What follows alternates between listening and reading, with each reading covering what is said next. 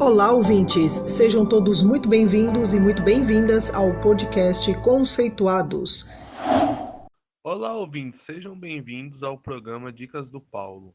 Esse programa é uma oportunidade de receber dicas rápidas sobre o uso dos mapas conceituais. E para dar dicas para a gente, o professor doutor Paulo Correia, diretamente da EASH-USP, para o nosso podcast. Se você não sabe quem é o professor Paulo, corre lá no nosso primeiro episódio para conhecer, além dele, toda a nossa equipe. Eu agradeço mais uma vez ao professor Paulo por estar aqui no seu próprio programa, trazendo dicas super interessantes para a gente hoje.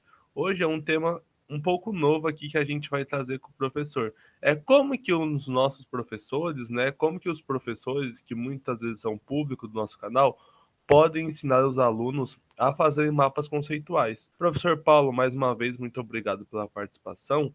É possível a gente ensinar os nossos alunos a fazer mapas conceituais? E por onde a gente, que é professor, pode começar? Olá, Bruno. Muito obrigado de novo por me receber aqui no Dicas e vamos conversar sim sobre essa questão. É possível ensinar, né, os alunos a fazerem mapas conceituais? Eu diria que não só é possível, como é necessário. Às vezes a gente acha que todo mundo nasce sabendo fazer mapas conceituais, e isso é uma grande ilusão que a gente tem quando a gente vê um bom mapa feito por alguém, né? Então, um sujeito vai lá, prepara um mapa muito bonitinho, e apresenta para a gente, às vezes, numa folha de papel, com poucos conceitos e um alto poder explicativo, né? Ou seja, ele disse pouco, mas disse muito com aqueles conceitos e proposições. Quando a gente se depara com um mapa desse, a gente fica com a sensação de que rapidamente a gente é capaz de criar um bom mapa conceitual. Mas isso não é verdade. Portanto, antes da gente começar a usar os mapas conceituais com os nossos alunos, é importante que a gente mesmo aprenda a fazer mapas conceituais. Então, o começo da resposta para a sua pergunta é o seguinte: o professor interessado em usar os mapas conceituais deve aprender a fazer seus próprios mapas. E a continuação dessa resposta é a seguinte: quando ele conseguir fazer seus próprios mapas, ele leva esses mapas para a sala de aula e faz uma discussão desses mapas com os alunos. Então, a melhor maneira de ensinar os nossos alunos a fazer mapas conceituais é a gente aprender a fazer os nossos próprios mapas e depois, com o tempo, a gente começa a levar esses mapas para os alunos, eles são apresentados aos mapas conceituais e aos nossos mapas, e aí, como consequência natural, eles começam a ter vontade de fazer seus próprios mapas. Eu acho que é assim que a gente deve começar a ensinar os nossos alunos a fazer mapas conceituais. Agora, professor, depois desse primeiro passo inicial que o senhor disse, me veio algo na cabeça, assim. O nível, né, a forma com que a gente vai ensinar esses alunos vai depender do nível deles. Por exemplo, um professor de ensino fundamental 2 tem que ensinar os mapas de modo diferente de um professor de ensino médio, ou como são todos novatos na técnica, apesar do nível instrucional dos alunos serem diferentes, das idades, podem ser utilizados de uma forma única, né? Ou pode ser utilizado o mesmo método para ensinar ambos públicos de alunos? Ótima pergunta, Bruno. Eu acho que é meio óbvio que a gente só consegue ensinar aquilo que a gente sabe fazer, né? Então, é importante que a gente que trabalha nessa arte de ensinar, nesse ofício de ensinar, ou seja, que os professores se conscientizem que fazer mapas conceituais não é tão fácil quanto parece. Quando a gente tem essa consciência, a gente se preocupa em aprender a técnica.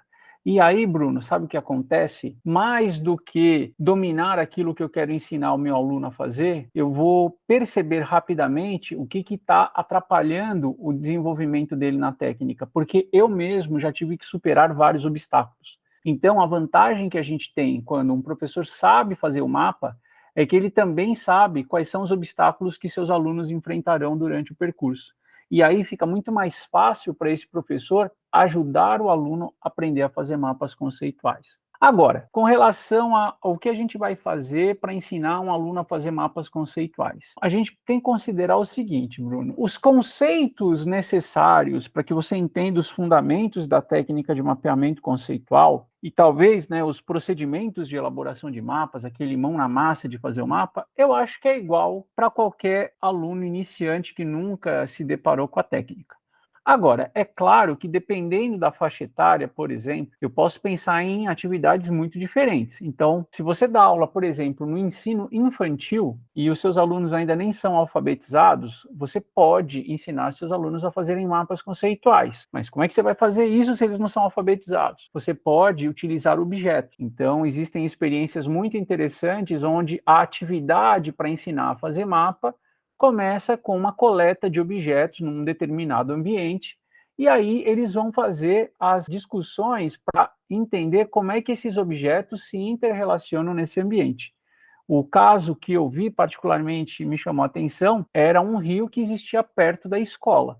Então as crianças foram lá, coletaram objetos, e aí a professora, durante a aula, expôs os objetos no chão e eles começaram a construir mapas conceituais usando os objetos e barbantes. E a professora ia explicando as interrelações, ou seja, ela ia declarando os termos de ligação que formavam as proposições. Se, por outro lado, eu tenho alunos do ensino superior, para pegar já os estudantes mais velhos, bom, aí talvez eu não tenha a necessidade de entrar com um componente tão lúdico quanto esse que eu acabei de descrever. Então eu posso, por exemplo, recorrer a assuntos que eles dominem bastante, por exemplo, esportes, culinária, música, qualquer coisa que chame a atenção deles, e aí eu vou ajudá-los a representar, né, a organizar o conhecimento sobre esse tema que eles dominam usando mapas conceituais. Então eu vou partir do que eles já sabem, mas veja que aqui eu não tenho que ir para lugar nenhum observar nada, eu consigo partir daquilo que eles já sabem e eu vou guiando eles pela elaboração do mapa, explicando qual que é o passo seguinte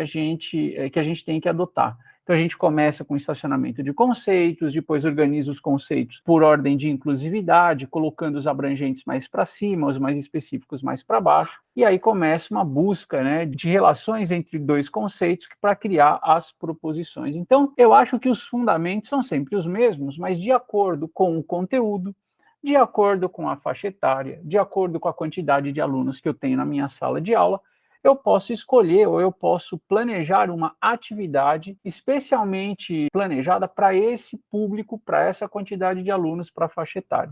Então, acho que o mais importante é, se o professor sabe fazer mapas conceituais, ele consegue ter em mente o que ele precisa ensinar.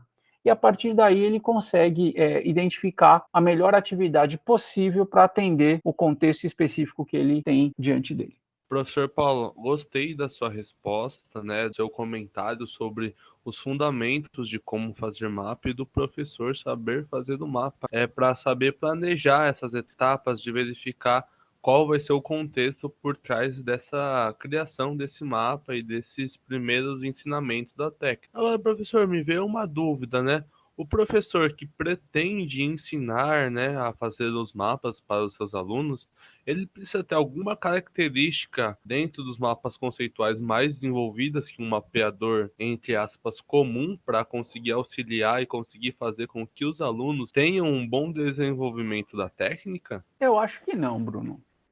Eu acho que não precisamos, assim, ter também uma idealização de que se o sujeito não for um mapeador excelente, completamente por dentro dos últimos avanços da técnica de mapeamento conceitual, que ele não vai conseguir ensinar seus alunos a fazer mapas. Eu acho que o mais importante é que o professor tenha uma experiência maior com os mapas conceituais do que os seus alunos. Neste cenário, a gente consegue imaginar que o professor vai ter sempre algo a explicar, a falar, a comentar sobre os mapas, ainda que ele não seja um mapeador excelente. Então, nessa direção, a gente tem o curso no Coursera, um curso online que dura de 5 semanas, e você com 3 a 4 horas de envolvimento por semana, passa por uma série de conteúdos e atividades que te ensinam a fazer bons mapas conceituais. Então, um professor que tenha feito o curso no Coursera, por exemplo, ele vai conseguir estar à frente dos seus alunos naquilo que se refere à técnica de mapeamento conceitual,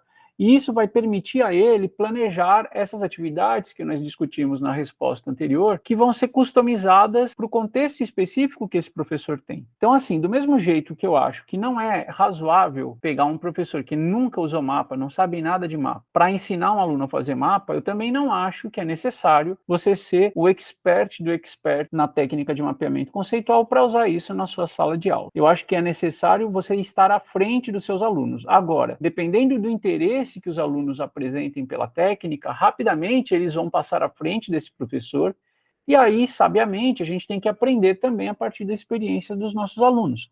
Então, nesse contexto, se estabelece um processo de troca, que é muito interessante para a gente regular a dinâmica de interação na sala de aula. No começo, eu, professor, ensino os fundamentos da técnica para os meus alunos, eu estimulo eles a usarem os mapas, eventualmente eles gostam, e a partir daí eles me trazem novidades sobre os mapas, usos e possibilidades, e eventualmente eu vou aprender também com os meus alunos. Então, eu acho que a gente tem que imaginar que o mapa conceitual na sala de aula, ele vai ser um elemento que vai facilitar exatamente este processo de mediação entre o professor e o aluno.